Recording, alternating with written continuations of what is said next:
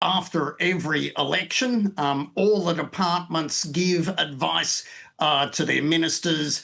Now, it happens regardless of whether there's been a change of government or not. So they have it sitting ready there, something for the existing government, something for the opposition. And it is the biggest dump of truth-telling, if you like, that you ever get from the public service to the government. And it's not usually public. So it is magnificent that there's an insight into it. And congratulations to the ABC for the detective work that's found it. Yeah, so a dump of truth-telling, that's a good way to put it. And of course, it is advice there. But let's go to the substance of it. Firstly, this need for more taxation, less spending, and also what Treasury favours within that. So lower taxes on individuals and companies, but looking to superannuation or the indirect tax system as well. Can you tell us what exactly that means? And are there any big surprises in that to you?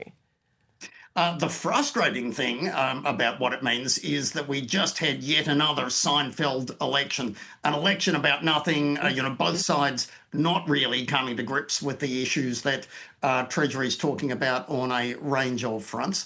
So again, great that we get an insight into the truth. Great also, to the government, to its credit, has an upcoming summit where some of these things will get considered.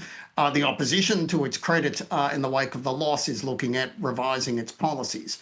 But we do need to address these things. The sorts of hints in that Treasury document, or the table of contents, basically suggest that we hit people too hard on the tax front. Individuals, we hit them so hard it's a discouragement to work.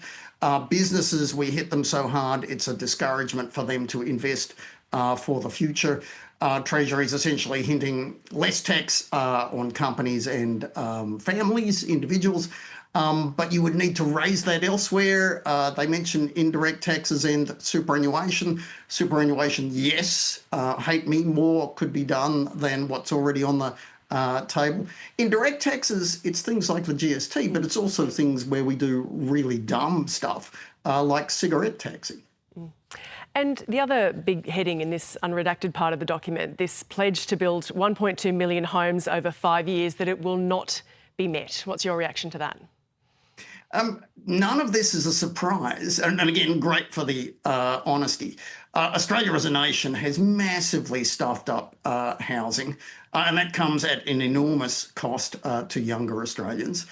We need to do something about it, and neither side with their policies at the election were particularly moving the dial on that.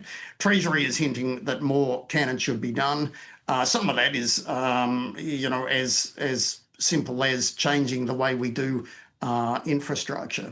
But it's tough. They're also indirectly hinting that federal funding for the states, that there'd be more sticks and fewer carrots to make the states do more, which would in turn make the states push harder on local councils. Unless we build more and more in areas where we haven't been doing, Australians will continue to struggle with housing affordability. Yeah, and also some issues raised with the Independent National Housing Agency, Housing Australia, talking about challenges with responsiveness, capability and speed in that.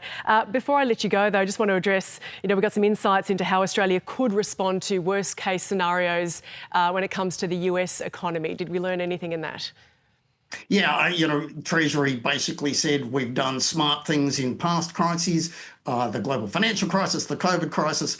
We would go back to that playbook. And yes, that's a costly thing to do, but it tends to work relatively well. And it's a reminder of why we need a better budget, higher taxes and lower spending, because every now and then there's a crisis and we rely a lot on the budget to help protect us.